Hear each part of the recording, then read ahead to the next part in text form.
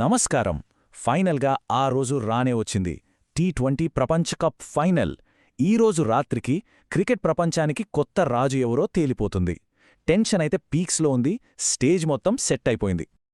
ఒకే ఒక్క ట్రోఫీ, కానీ పోటీ పడేది మాత్రం రెండు అగ్రశ్రేణి దేశాలు. కొన్ని గంటల్లో వాళ్లల్లో ఒకటి మాత్రమే ఆ కప్ని గర్వంగా పైకెత్తుతుంది. మరి ఆ విజేత ఎవరు కాబోతున్నారు? అయితే ఈ పోరులో తలపడేది ఎవరు అంటే ఇండియా వర్సెస్ న్యూజిలాండ్. అది కూడా మార్చి 8న ప్రపంచంలోనే అతిపెద్ద స్టేడియం అహ్మదాబాద్లోని నరేంద్రమోడీ స్టేడియంలో. ఫైనల్కి ఇంతకంటే గొప్ప వేదిక ఇంకేముంటుంది చెప్పండి. సరే, ముందుగా మనం ఇండియా గురించి మాట్లాడుకుందాం. అసలు ఈ టోర్నమెంట్ మొత్తం వాళ్ళ డామినేషన్ మామూలుగా లేదు. ఒక రకంగా చెప్పాలంటే ఓటమి ఎరుగని శక్తిలా దూసుకుపోతున్నారు. ఇప్పుడు ఈ నెంబర్ చూడండి, 7:1. నమ్మశక్యంగా లేదు కదా. దాని అర్థమేంటంటే ఆగస్ట్ 2023 నుంచి వాళ్ళు ఆడిన 2020లలో ఒక్క ఓటమికి ఏకంగా 7 మ్యాచ్లు గెలిచాలన్నమాట. ఇది ఫామ్ అన్నం కన్నా కంప్లీట్ డామినేషన్ అన్నం కరెక్టేమో. మరి ఇంతలా చెలరేగిపోవడానికి కారణం ఏంటి? గత వరల్డ్ కప్ నుంచి వాళ్లు కంటిన్యూ చేస్తున్న ఫామ్ ఒకటి అయితే, ఈ ఏడాది వాళ్ల పర్ఫార్మెన్స్ అద్భుతం. అన్నిటికంటే ముఖ్యంగా కొత్తగా యంగ్ టాలెంట్ని టీంలోకి తీసుకురావటం వాళ్లకు బాగా కలిసొచ్చింది. ఉదాహరణకి అభిషేక్ శర్మ, తిలక్ వర్మ, ఇంకా వరుణ్ చక్రవర్తి లాంటి ప్లేయర్స్ వీళ్లు జట్టుకొక కొత్త ఎనర్జీనిచ్చారు. వాళ్ల ఆట తీరుతో టీంకి కొత్త కోణాలను పరిచయం చేశారు. అయితే టీంకి వెన్నెముకలాంటి సీనియర్లు కూడా ఉన్నారు. బహుశా ప్రపంచంలోనే అత్యంత ప్రమాదకరమైన బౌలరైన బుమ్రా, కీలకమైన ఆల్రౌండర్ హార్దిక్ పాండ్యా, ఆ తర్వాత సంజూ శాంసన్. టీంలోకి అతని రీఎంట్రీ ఒక అద్భుతమనే చెప్పాలి. అంత గొప్ప ఫామ్లో ఉన్నాడు. ఇక ఇప్పుడు వాళ్ల ప్రత్యర్థులైన న్యూజిలాండ్ విషయానికొద్దాం. వీళ్లని నాకౌట్ కింగ్స్ అని ఊరికే అనరు. ప్రెషర్ ఎంత ఎక్కువగా ఉంటే వాళ్లు అంత బాగా ఆడతారు. వాస్తవానికి ఫైనల్కి వాళ్ల దారి అంత ఈజీగా లేదు. గ్రూప్ స్టేజ్లో సౌత్ ఆఫ్రికాతో, సూపర్ 8లో ఇంగ్లాండ్తో ఓడిపోయారు. కాని వాళ్లకు తెలుసు ఎప్పుడు పుంజుకోవాలో. కరెక్ట్ టైంలో పీక్ ఫామ్కి వచ్చి సెమీఫైనల్ని దున్నేశారు. వాళ్ల ఈ ఆట తీరునే ది కివీ వే అని పిలుస్తారు. ఇది కేవలం టాలెంట్ గురించే కాదు, ఇది పక్కా ప్లానింగ్, పెద్ద మ్యాచుల్లో ఆడిన అనుభవం, ఇంకా టెన్షన్లో కూడా కామ్గా ఉండే మెంటాలిటీ. ఇదే వాళ్లని చాలా డేంజరస్గా మారుస్తుంది.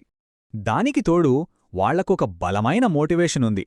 న్యూజిలాండ్ చాలా ఐసీసీ ఫైనల్స్కి వెళ్ళింది, కానీ ఆ మేజర్ వరల్డ్ కప్ మాత్రం ఇప్పటివరకు వాళ్లకు అందలేదు. ఈసారి ఆ చరిత్రను మార్చాలని పట్టుదలగా ఉన్నారు. అది జరగాలంటే వాళ్ల కీ ప్లేయర్స్పై ఆధారపడతారు.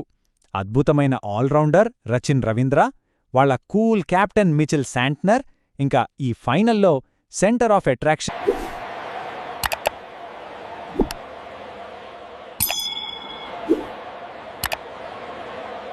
కాబోయే వ్యక్తి డారెల్ మిచెల్. ఆ పేరు మనల్ని ఈ మ్యాచ్లోని అత్యంత కీలకమైన పోరు దగ్గరకు తీసుకువస్తుంది. ఒక్క మాటలో చెప్పాలంటే ఈ ఒక్క బ్యాటిల్ ఫైనల్ ఫలితాన్నే మార్చేయగలదు. ఇది దిగ్గజాల పోరులో మరో పోరు అన్నమాట. ఒకవైపు world's best bowler Jasprit Bumrah, మరోవైపు అతని బౌలింగ్లో అద్భుతంగా ఆడే రికార్డున్న బ్యాట్స్మెన్ డారెల్ మిచెల్. ఈ పోర్ని అంత స్పెషల్గా మార్చేది ఈ నంబరే. ఇంటర్నేషనల్ క్రికెట్లో జస్ప్రీత్ బుమ్రా మీద డారెల్ మిచెల్ ఓవర్కి 10 పరుగుల కంటే ఎక్కువ స్కోర్ చేస్తాడు. అసలు బుమ్రా బౌలింగ్లో అలా ఆడటం దాదాపు ఎవరికీ సాధ్యం కాదు. ఇదొక పెద్ద సైకలాజికల్ ఎడ్జ్. సో ఈక్వేషన్ చాలా సింపుల్. ఒకవేళ మిచెల్ ఈ ఫేసాఫ్లో మళ్లీ డామినేట్ చేయగలిగితే అది ఇండియా యొక్క పదునైన ఆయుధాన్ని మొద్దుబారేలా చేస్తుంది. అప్పుడు మ్యాచ్ మొత్తం న్యూజిలాండ్ వైపు తిరిగిపోవచ్చు. మరి ఫైనల్ ఫలితాన్నే చివరిగా ఏది డిసైడ్ చేస్తుంది? కొన్ని చివరి కాని ముఖ్యమైన అంశాలను చూసేద్దాం. అహ్మదాబాద్ పిచ్ కూడా చాలా పెద్ద పాత్ర పోషిస్తుంది. ఇది బ్యాటింగ్కి చాలా అనుకూలమైనది, బౌన్స్ కూడా బాగుంటుంది. సో హై స్కోరింగ్ గేమ్ చూడొచ్చు.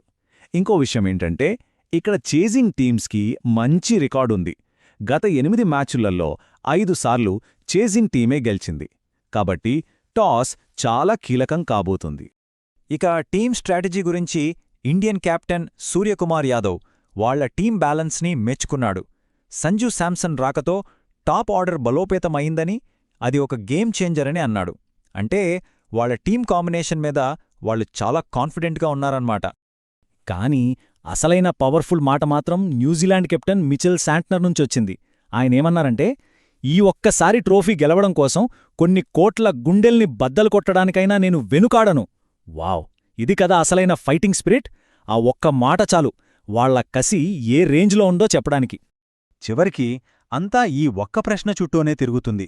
మనం ఒక డామినెంట్ ఇండియా శకం మొదలవడం చూస్తామా, లేక పట్టువదలని న్యూజిలాండ్ ఫైనల్గా ఆ కప్ గెలిచి కొత్త ప్రపంచ ఛాంపియన్గా నిలుస్తుందా? సమాధానం ఇంకొన్ని గంటల్లో తేలిపోతుంది. మరిన్ని క్రికెట్ అప్డేట్ల కోసం లైక్, షేర్ మరియు సబ్స్క్రైబ్ చేయండి.